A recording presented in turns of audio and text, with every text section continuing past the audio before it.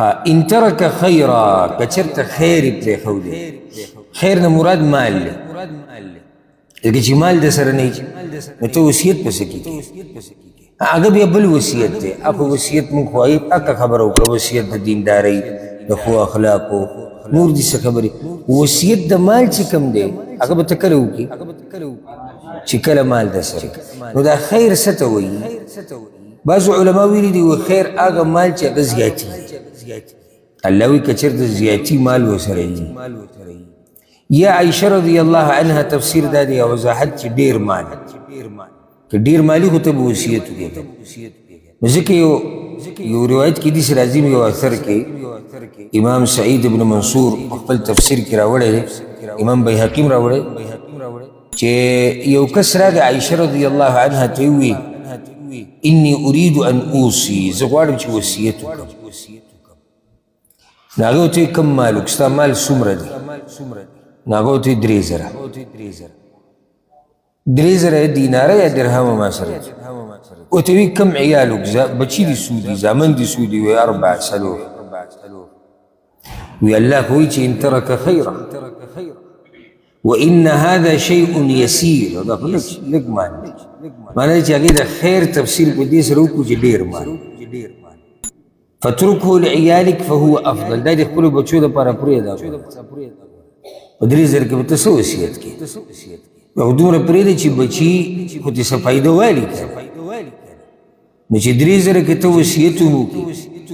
نو بچو ته څه پاتې شو بله مسله دا یاده کړئ که چېرته یو کس وصیت وکړو 3 برخې نه په زیاته کې لکه نیم مال کې وصیت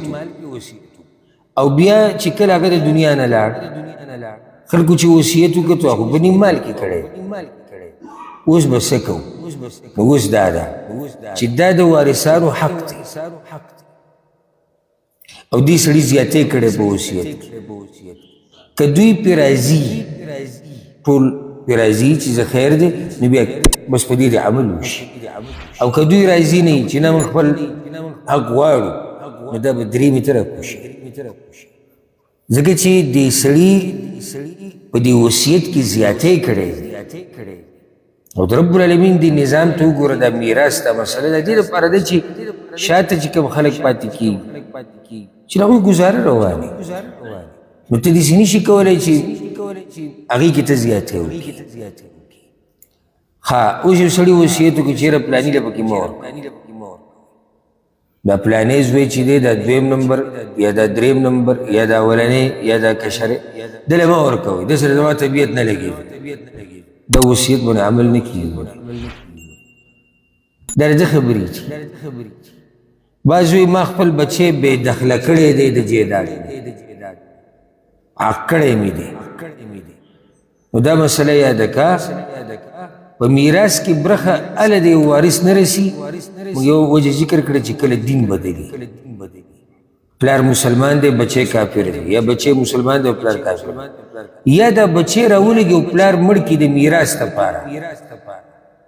نو ده پکې بیا برخه نه رسي نور دا پکې نه چلېږي چې یاره دی بچي د پلار خبره نه ومنلې